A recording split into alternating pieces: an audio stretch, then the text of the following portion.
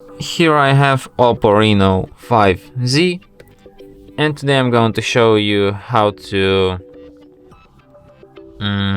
record videos in slow motion on this device.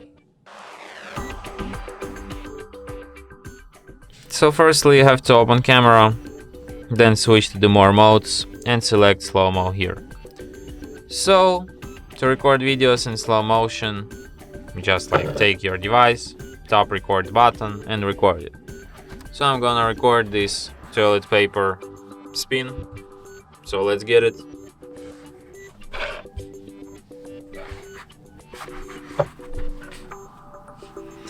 Okay, we have it. So now let's check it out. So as you can see on this video, this toilet paper rolls extremely slow. Basically, obviously like in a slow motion mode.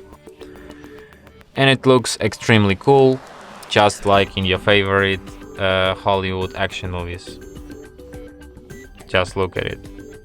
It's just unbelievably awesome.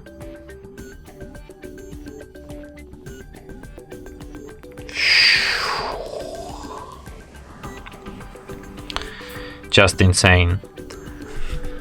And that's it. Thanks for watching.